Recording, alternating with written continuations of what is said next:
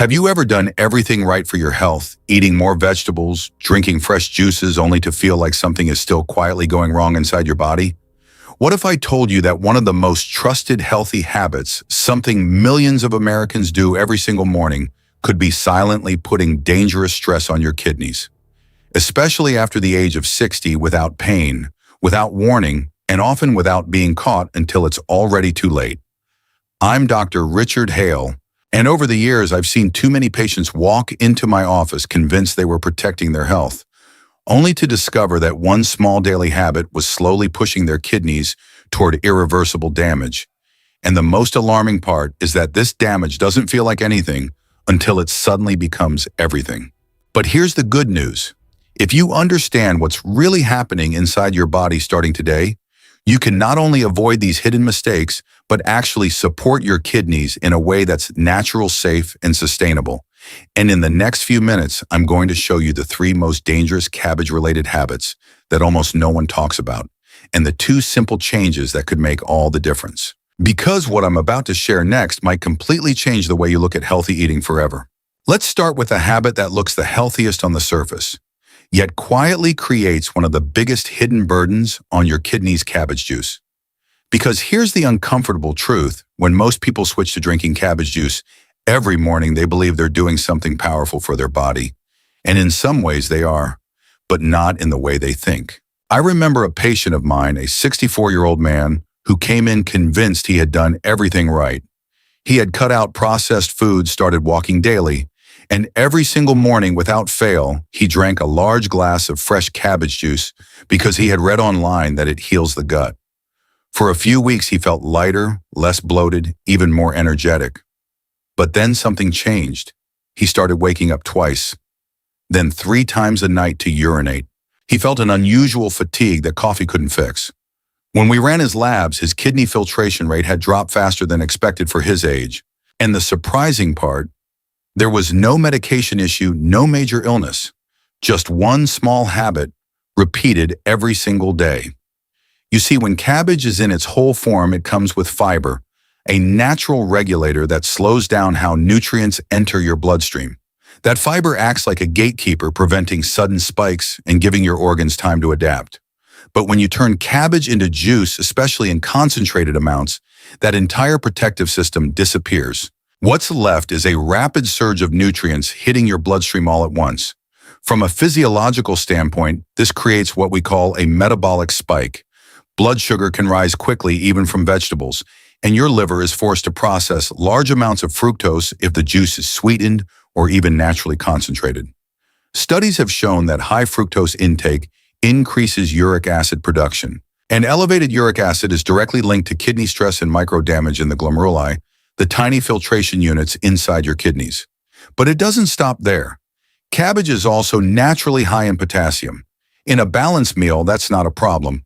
But in juice form, especially when consumed daily, potassium levels can rise faster than your kidneys, especially aging kidneys can comfortably handle. And when potassium builds up in the blood, it doesn't just affect the kidneys. It can interfere with heart rhythm sometimes in ways that are subtle at first and dangerous later. What makes this habit so deceptive is that none of this feels immediate. There's no pain, no sharp warning sign, just small changes, slightly more fatigue, slightly more nighttime urination, a quiet shift in how your body feels. And because the habit is labeled healthy, most people never question it. They double down, they drink more. They stay consistent, not realizing that consistency in this case is exactly what accelerates the problem. And that's the real danger, not the cabbage itself, but the form, the concentration, and the frequency. But if you think avoiding juice alone is enough to protect your kidneys, there's another habit even more common, even more overlooked, sitting right on the dinner table, quietly increasing pressure on your kidneys with every bite. And just knowing this first mistake isn't enough, because the next one is even more dangerous, and most people are doing it every single day without realizing it. If cabbage juice was the hidden mistake people choose in the name of health, then this next one is even more dangerous, because people don't even realize they're making it. It doesn't come from a bottle. It doesn't look like a health trend. It sits quietly on the dinner table every single day: pickled cabbage. Now think about your own meals for a second. Have you ever added a little kimchi, sauerkraut, or pickled vegetables just to make the food taste better? Most people do. It feels harmless. In fact, it feels traditional, comforting, even healthy. I once spoke with a woman in her early 70s who proudly told me she had never eaten junk food in her life. She cooked at home, avoided sugar, and every meal included a small portion of pickled cabbage because, in her words, it helps me eat more. And she wasn't wrong, it did stimulate her appetite. But over time, something else was happening beneath the surface. Her blood pressure began creeping up. Her ankles started swelling slightly in the evenings. She felt heavier, slower, but couldn't pinpoint why. When we looked deeper, the pattern became clear. Pickled cabbage is not just cabbage anymore. It becomes a sodium-dense food. During the pickling process, salt doesn't just sit on the surface. It penetrates deep into the structure of the vegetable. That means every bite carries a concentrated dose of sodium that your taste buds often underestimate. From a physiological perspective, sodium has a very specific effect on the body. When sodium levels rise in the bloodstream, your body holds on to water to maintain balance. This increases total blood volume, and when blood volume increases, so does pressure inside your blood vessels. And here's where the kidneys come in. The glomeruli, the microscopic filters inside your kidneys, are incredibly delicate. They are designed to handle steady, controlled flow, not constant high-pressure surges. Over time, elevated blood pressure creates mechanical stress on these filters, causing them to stretch, weaken, and eventually leak. This is how protein begins to appear in the urine, one of the earliest signs of kidney damage. Research consistently shows that high sodium intake is directly associated with increased risk of hypertension and accelerated decline in kidney function, especially in adults over 60. And yet, because pickled foods are eaten in small amounts, people assume the impact is small too. But that's the illusion. It's not the amount in one meal, it's the repetition. Day after day, meal after meal, year after year. And what makes it even more deceptive is that many people believe they are eating light. They don't add extra salt, they avoid processed snacks, but they don't realize that sodium hides in fermented and preserved foods, building up silently just like the damage it causes. You might start to notice subtle signs: rings, feeling tighter on your fingers, shoes fitting a little snugger by the end of the day, waking up with a slightly puffy face. These aren't random. They are signals. Quiet ones, but important. So the question becomes, is it really worth keeping a habit that slowly increases pressure on the very system meant to keep your body in balance? Now here's the part most people never expect. Even if you remove cabbage juice, even if you reduce pickled foods, there is still one mistake left that is far more dangerous than both combined. And unlike the first two, this one doesn't just strain your kidneys, it can interfere with your medication, disrupt your blood flow, and in some cases, lead to life-threatening consequences in a matter of moments. And just knowing this isn't enough, because the next mistake is the one doctors worry about the most, and most people never see it coming. And if the first two habits quietly increase pressure on your kidneys over time, this next one is different. Because it doesn't just build up slowly, it can override the very medications meant to protect you, and when that happens, the consequences can be immediate. Let me explain. If you're currently taking medications for heart health, whether it's aspirin blood pressure medication or anticoagulants like warfarin, your entire treatment plan is built on one delicate principle: keeping your blood flowing smoothly, preventing dangerous clots from forming inside your vessels. Now here's where cabbage enters the picture in a way most people never expect. Cabbage is naturally rich in vitamin K. In a healthy body, vitamin K plays a critical role. It helps your blood clot when you're injured, preventing excessive bleeding. That's a survival mechanism. But when you are on blood-thinning medication, your doctor is intentionally trying to slow down that clotting process. So what happens when both forces are active at the same time? One is trying to thin the blood, the other is trying to thicken it, and your body gets caught in the middle. I remember a patient, early 70s, disciplined, consistent, the kind of person doctors love to see because he followed every instruction. He never missed a dose of his medication. He kept his appointments. He even improved his diet by adding more vegetables, including cabbage, which he began consuming daily in large amounts, sometimes raw, sometimes juiced. On paper, everything looked perfect. But then one morning, he experienced sudden dizziness, followed by weakness on one side of his body. By the time he reached the hospital, he had suffered a minor stroke. When we traced everything back, there was no missed medication, no new illness. The only variable that had changed was his diet, specifically the sudden increase in vitamin K intake. From a clinical standpoint, this matters more than most people realize. Studies have shown that fluctuations in vitamin K intake can significantly affect how anticoagulant medications like warfarin function. Too little vitamin K and the blood becomes too thin, risking bleeding. Too much and the medication loses effectiveness, allowing clots to form. It's not just about how much you eat, it's about consistency and balance. But here's the real danger. When people hear that cabbage is healthy, they don't just eat it occasionally, they increase it dramatically, often in concentrated forms like juices or large servings. And that sudden shift can disrupt the carefully controlled balance their medication depends on. The result, small clots can begin forming silently in the bloodstream. If one travels to the brain, it becomes a stroke. If it blocks a coronary artery, it becomes a heart attack. And what makes this so frightening is how quickly it can happen, sometimes without any clear warning signs at all. This isn't about fear, it's about awareness. Because the goal is not to eliminate cabbage completely, it's to understand how it interacts with your body, especially when other factors like medication are involved.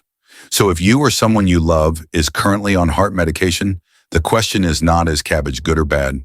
The real question is, are you using it in a way that supports your treatment or silently cancels it out? And now that we've uncovered the three biggest mistakes, the ones that quietly damage pressure and even override your body's defenses, you might be wondering, is there a safe way to keep cabbage in your diet without putting your kidneys at risk? There is, but just knowing what to avoid isn't enough, because the way you prepare and combine your food can either increase the damage or completely transform it into something your body can actually use to heal. So after everything we've uncovered, the hidden stress from cabbage juice, the silent sodium overload from pickled cabbage, and the dangerous interaction with heart medications, you might be thinking the safest choice is to avoid cabbage altogether. But that's not the answer, because the truth is, cabbage isn't the enemy. In fact, when used correctly, it can become one of the most supportive foods for your digestive system, your blood vessels, and yes, even your kidneys. The difference doesn't come from what you eat. It comes from how you prepare it. Let me show you what I mean. I once worked with a patient in her late 60s who had completely cut out cabbage after being told it might worsen her condition. She avoided it for months thinking she was protecting her body, but during that time, her digestion became slower. She felt more bloated after meals, and her energy levels dropped. When we looked at her overall diet, something was missing, not just nutrients, but balance. So instead of removing cabbage, we adjusted one simple thing, the preparation. We switched from raw and juiced forms to lightly steamed cabbage, just 3 to 5 minutes, no more, no less. Within a few weeks, her digestion improved. The bloating reduced. She felt lighter after meals. And most importantly, her lab markers stabilized. Now here's why this works. When cabbage is eaten raw, especially in large amounts, its tough fibers can be difficult to break down, particularly for older adults whose digestive enzyme production has naturally declined. This can lead to fermentation in the gut, causing gas, discomfort, and even subtle pressure changes that affect circulation in the abdominal region. But when you lightly steam cabbage for a short period, around 3 to 5 minutes, you create a transformation.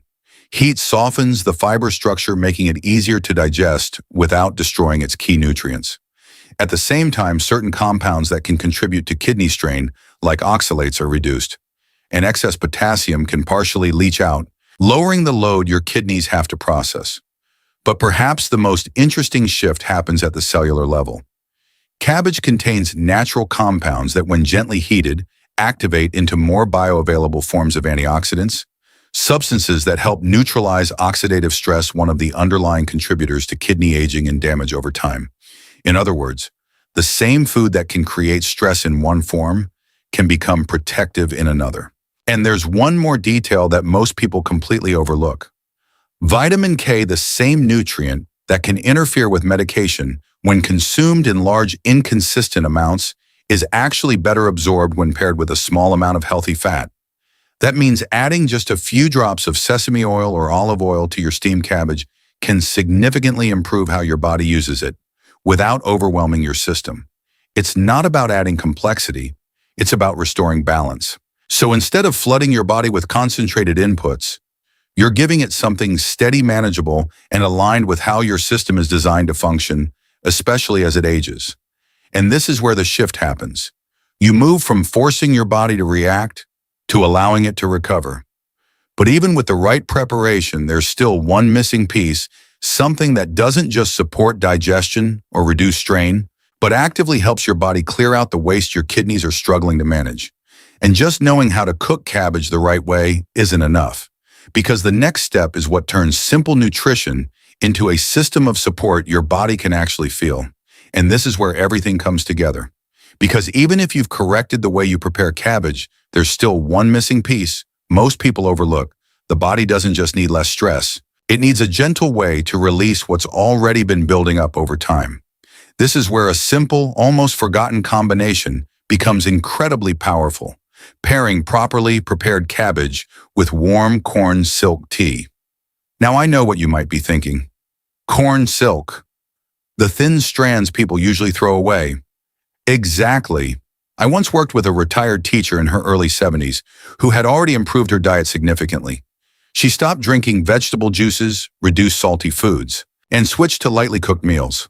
And while her condition stabilized, she still complained of one thing: persistent heaviness, especially in the mornings, and a feeling that her body just wasn't clearing out the way it used to. So we added one small habit. Every morning after a light breakfast that included steamed cabbage, she drank a warm cup of corn silk tea, nothing strong, nothing concentrated, just gently brewed. Within weeks, she noticed subtle but meaningful changes. Less swelling in her ankles, more consistent urination, a lighter, clearer feeling throughout the day. Not dramatic, but steady. And that's exactly what the body needs at that stage of life. Here's why this works. Corn silk has been studied for its mild diuretic properties. It helps the body increase urine output in a gentle, non-irritating way. Unlike strong diuretics that force rapid fluid loss, corn silk works gradually, supporting the kidneys in flushing out excess waste like urea, uric acid, and small mineral deposits before they accumulate into something more serious. Think of it this way. If steamed cabbage is helping repair and reduce internal stress, then corn silk tea is like a slow, steady stream that carries away what your body no longer needs. One supports structure, the other supports flow. And when those two processes happen together, repair and release, you create a cycle that your body can actually sustain. There's also another important detail most people miss. Temperature matters. Drinking the tea warm, not cold, helps dilate blood vessels, slightly improving circulation to the kidneys. Better blood flow means more efficient filtration, more effective nutrient delivery, and less stagnation in the system. It's a small shift, but over time it makes a measurable difference. Of course, this doesn't apply to everyone. If someone is already in advanced kidney disease or undergoing dialysis, potassium balance becomes much more delicate, and even natural sources need to be monitored carefully. That's why this approach works best for prevention, early stage support, or maintaining stability, not as a one-size-fits-all solution. But for most people watching this, especially if you're trying to take control before things get worse, this combination can become a simple daily ritual that supports your body instead of overwhelming it. Because at the end of the day, health isn't about doing more. It's about doing what your body can actually handle consistently. And just knowing how to combine the right foods isn't enough, because what truly determines whether your kidneys stay strong or slowly decline comes down to the habits you repeat every single day. And the next part may be the most important shift you make from this point forward. And this is the point where most people expect a complicated solution, a strict diet, expensive supplements, or something difficult to maintain long-term. But the truth is much simpler and at the same time much harder to accept. Because what determines whether your kidneys stay strong or slowly decline isn't one powerful change. It's the small habits you repeat every single day. I want you to imagine your body like a filtration system that has been running for decades. Not broken, just gradually wearing down. Now ask yourself this: are your daily choices helping that system rest and recover, or forcing it to work harder than it needs to? This is where a simple 3-step shift can make all the difference. First, Remove what's quietly damaging. Not everything labeled healthy is actually helping you. Cutting out cabbage juice in concentrated forms, reducing pickled and high-sodium foods, these aren't extreme changes, they're corrections. And here's the surprising part. The moment you stop overloading your system, your body already begins to recover on its own. That's how powerful it is. Second, rebuild with intention. Instead of focusing on what to avoid, shift your attention to how you prepare and combine your food. Lightly steaming vegetables like cabbage, adding small amounts of healthy fats, eating at a slower pace. These are not restrictions, they are adjustments that align with how your body is designed to function, especially as it ages. I've seen patients who didn't add a single supplement, but simply changed how they ate, and within weeks their digestion improved, their energy stabilized, and their lab numbers followed. And then comes the third step, the one most people skip. Maintain flow. Your body is not just a system of structure, it's a system of movement. Fluids need to circulate. Waste needs to be cleared. That's why habits like drinking warm water, using gentle herbal support like corn silk tea when appropriate, and staying lightly active throughout the day matter more than people realize. Because when flow slows down, problems begin.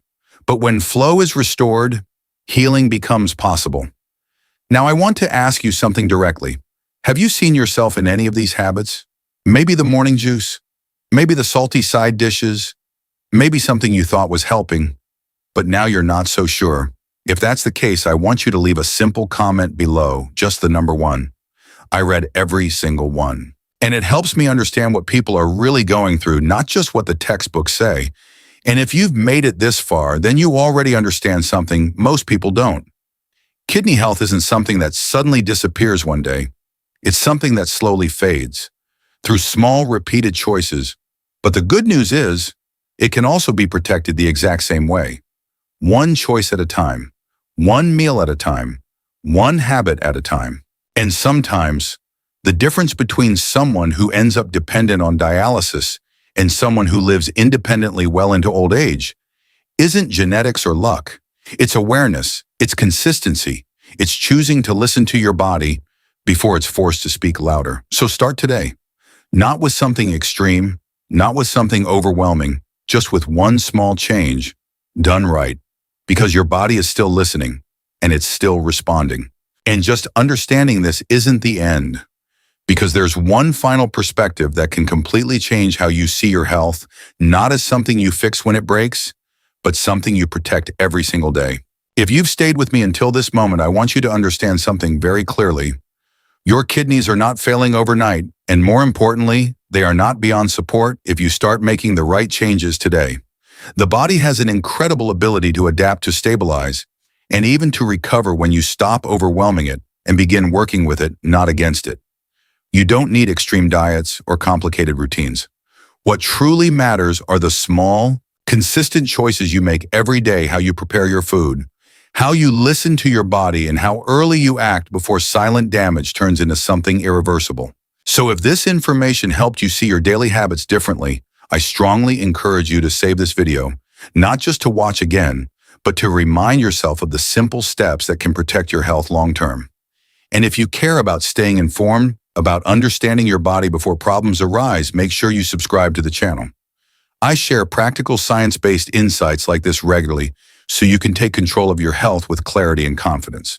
Because the truth is, the difference between someone who struggles with kidney disease and someone who lives with strength and independence for years to come often comes down to awareness and the willingness to act early.